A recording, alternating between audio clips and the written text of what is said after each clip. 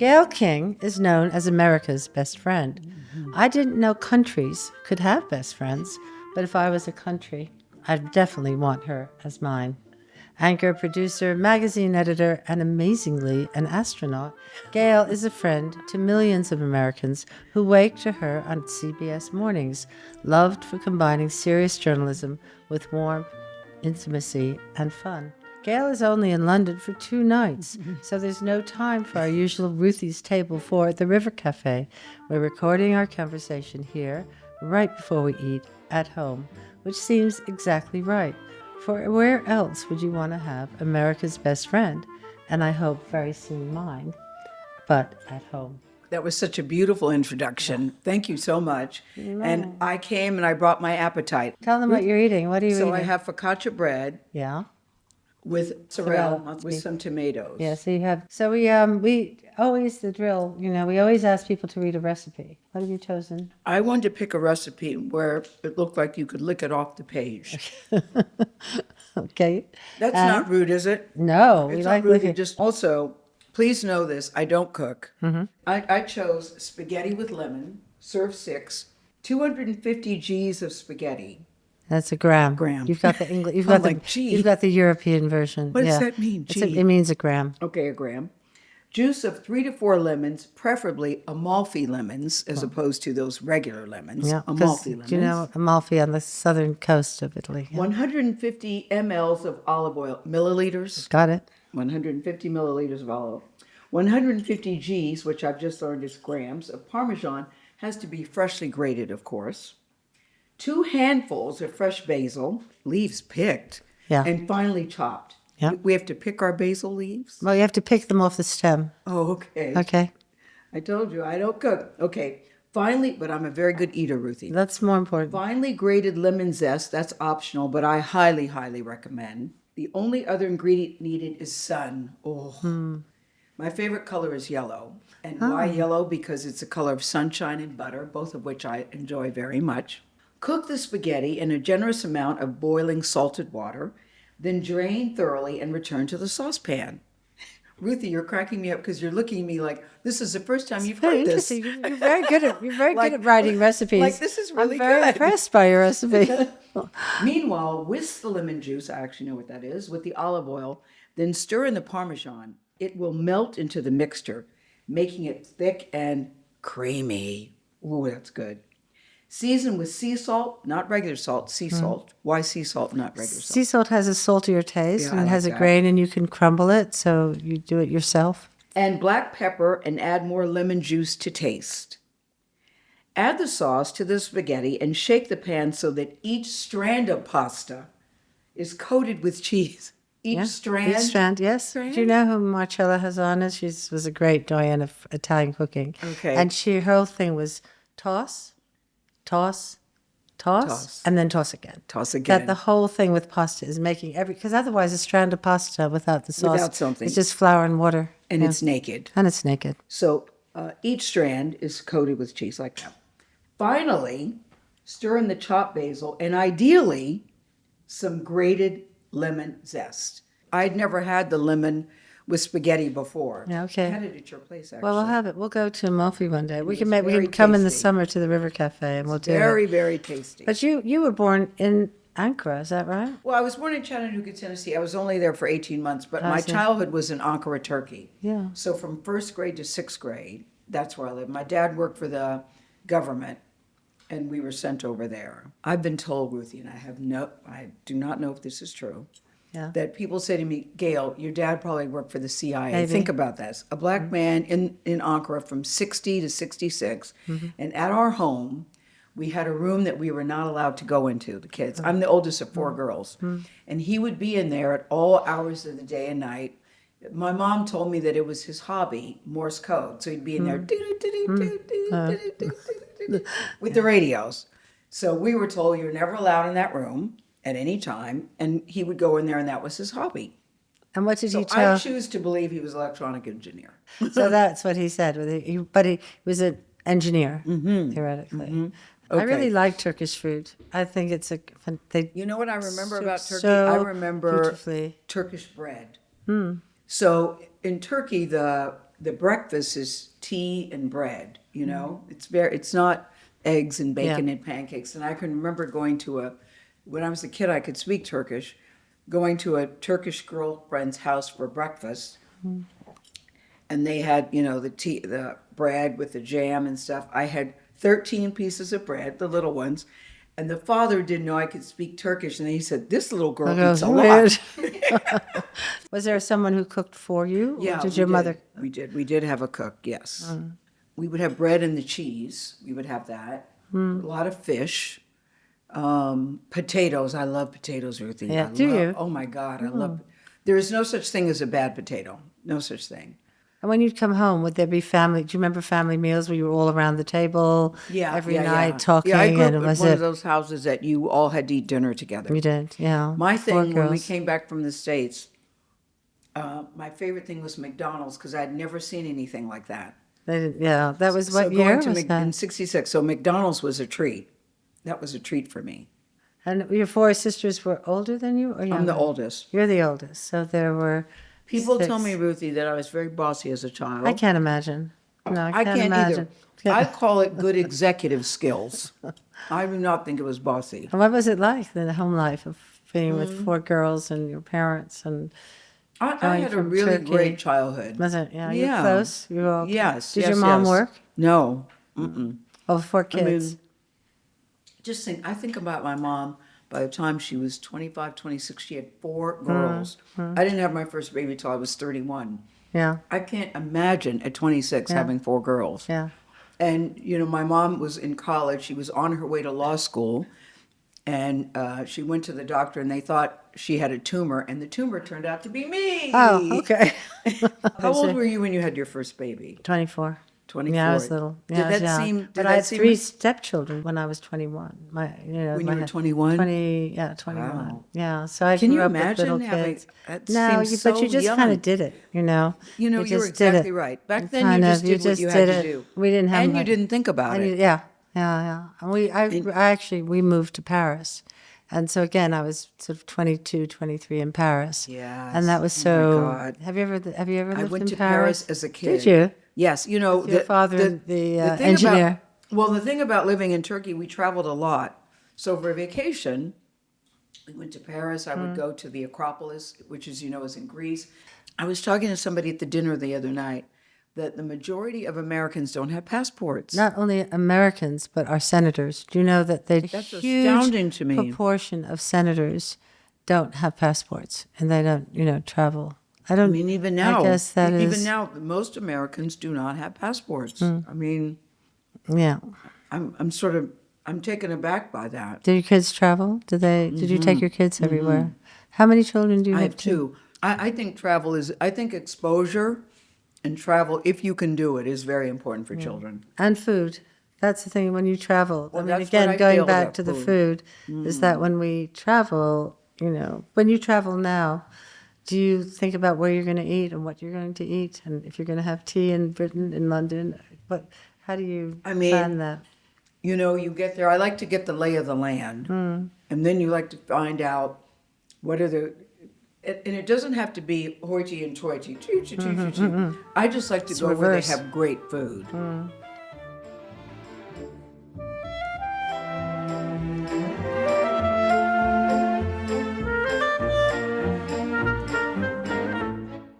You're going Yeah. to school. Where in I went to- California were you? So I lived in a place called Menlo. I went to Menlo Atherton High. Yeah. So I lived in a place called Menlo Park, which is the Bay Area, Palo Alto, Oh, yeah. Menlo Park. Yeah. It's a big Silicon Valley now. Yeah, yeah. You know, when I was in high school, that wasn't the Yeah. case.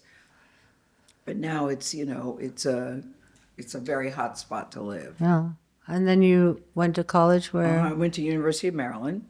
My parents moved to Chevy Chase, Maryland, my senior year, and I stayed behind to finish my senior year of high school. The Where kids did you today- stay? Where were you? So I lived with a teacher.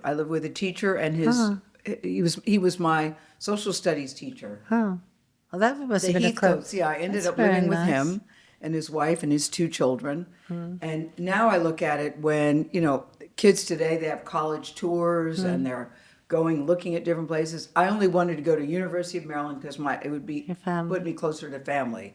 That was the only place I wanted to go. And your sisters were still there. Yeah.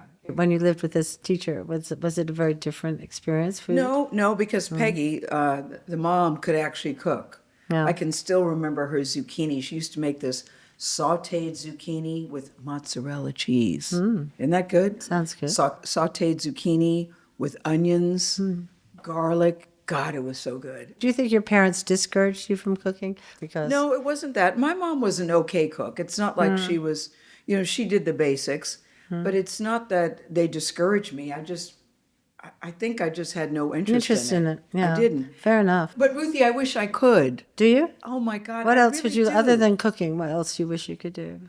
Sing? Sing, you can sing. We just sang. Oh, I love Go on. singing. L is for the way you look at me. I know. Well, you have a I beautiful voice. love singing. So, yeah, I do too. But I know that I can't sing. But I think what a kick it must be Yeah, don't you think? to be on a stage. Like Taylor Swift's new music just came out. And I just think what it must be like to be on stage where you've just written something on a piece of paper and then it becomes a hit song that everybody knows the words. What a kick that is. I sometimes go to theater and I just almost die of jealousy because I just the same I'm thing. in awe of it.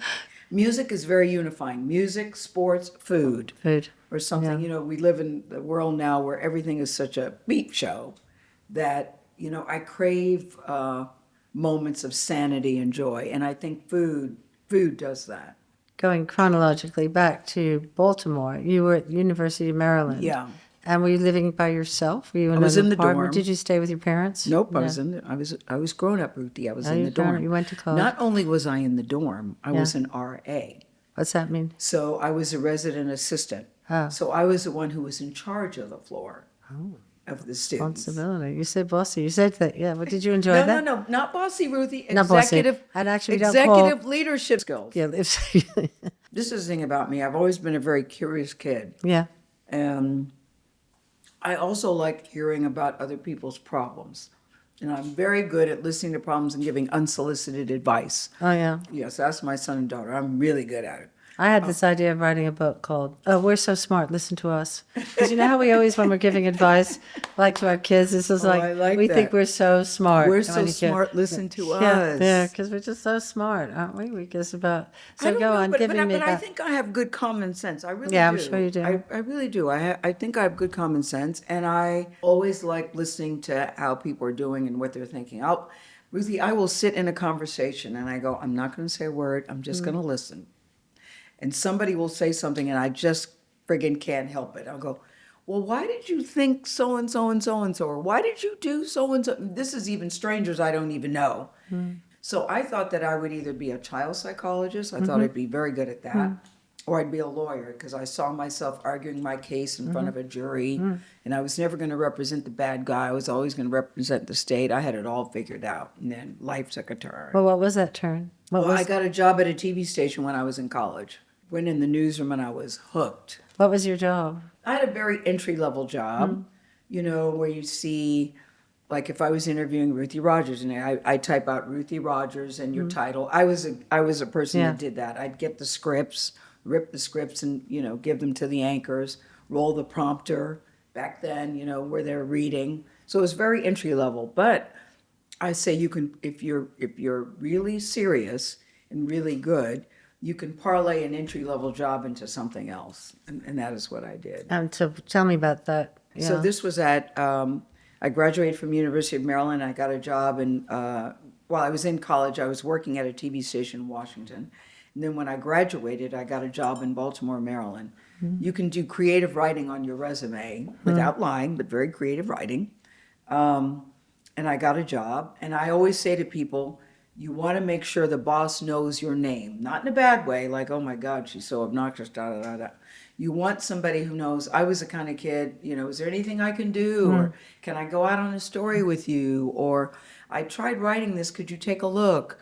So, I'd volunteer to work on holidays or weekends or whatever it took to make myself useful is what I did. And then you get noticed and people start calling on you and asking you to do things. I think as on the other side now that we're both on the other side of that table, don't you notice it when people do it with you? Yes. I remember, do you know David Putnam, producer in great films. He was looking for an assistant. Everybody kept, trying to impress him. Yeah. And then this young person said, Mr. Putnam, I will make you the best cup of coffee you've ever had. You're hired. That was And it was it? just something about the simplicity and the passion that, and wanting yes. to do something, Yes. really. Yes. It's That's why, fun. Ruthie, when people come in and they're interns, you can tell. There are some interns that are looking at their watch like, oh my God, how much longer is this going to be? And others that are really Yeah. eager. And there's a way to do it without kissing ass. No, You yeah, can tell and the we as difference. employers don't want to take the person necessarily who'll make us the best cup of coffee. We Yes. want to take somebody who's curious. Yes, curious. That's the one, when people ask me what I look for in an interview, I always say curiosity. Yes. I think. I And was told empathy. as a kid that I was nosy. I hate that word Yeah, nosy. we don't like that. I Not don't like bossy, it. not nosy. No, I agree. I said, Yeah. I'm not nosy, I'm curious. Curious, There is yeah. a difference. Yeah. There is a difference. So tell me more about. So I got into a reporter training program back at DC. And what year, what decade are we in? Like we're in the 70s. Do you think it's changed the way Well, you digital did it? makes it different, but I think, the work ethic doesn't change. I mean, I applied for this reporter training program and I didn't get it the first time. And I thought that I was a shoo-in because I knew everybody who was interviewing me. It was at my old station. I said, they know me. I think they like me. And I didn't get it. They only had 4 slots. And I remember being stunned that I didn't get it. Yeah. And so I went to the boss, and he's in his office, and he's reading a newspaper, and his feet are up on the table, which is, never a good sign. And I walked in, and he went, yes. And I went, well, I was just curious about why I didn't get the reporter training program because, I've been here, and I think you all are familiar with my work, and it just didn't seem fair to me. And he's sitting there, he doesn't miss a beat. He's reading the newspaper. He goes, Gayle, life ain't fair. Anything else? I mean, you just kind of go, no, sir, thank you for your time. I mean, I was so thrown by that. To do. What a great thing to But that Ruthie, be it able- was such a 'cause you- lesson. tell- Life ain't fair. You don't always get what you think you're supposed to get. You don't always get even what you think you deserve. Sometimes life ain't fair. It has nothing to do with you. And so that was a really, really defining moment for me. And then what did you do? To know, well, so then I applied and got another job. Yeah, And then I yeah. ended up in Baltimore as a production assistant, the entry level position. And I did that, and then I got my first real job, where you're Gayle King, Action News, in Kansas City, Missouri. I applied all over the country and got this job in Kansas City, Missouri. I had my little resume tape. And I can remember being out on my first live shot. There was breaking news. I was supposed to interview the police chief, and I was very nervous. My clothes hadn't come, from moving cross country. I'm wearing the same thing I'd worn 2 days in a row. So I called one of my mentors and I said, Bruce, I'm so nervous. My clothes haven't come. It's breaking news. I'm about to meet the police chief and I'm not sure what to do, blah, blah, blah, blah, blah.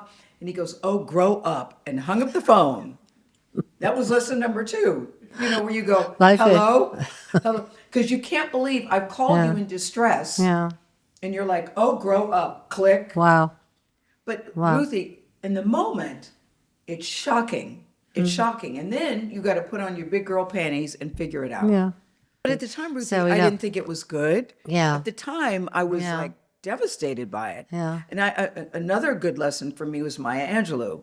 She was, Maya Angelou. Maya Angelou. I was friends with her, and she was like wisdom and liquid poetry. And Oprah and I would go to her house, and we feel like we needed a notepad because everything she said was so good. And I remember calling her, something had happened at CBS, and I said, and then they said blah blah blah blah blah, and then I didn't get to do blah blah blah blah blah. And she goes, stop it. I go, wait, I'm not done. She goes, it doesn't matter. Yeah. Right now, just say thank you. I go, what am I saying thank you about? Just say thank you. So I went, thank you. She goes, Gayle, whining is so unbecoming. It lets them know there's a victim in the neighborhood. Isn't that good?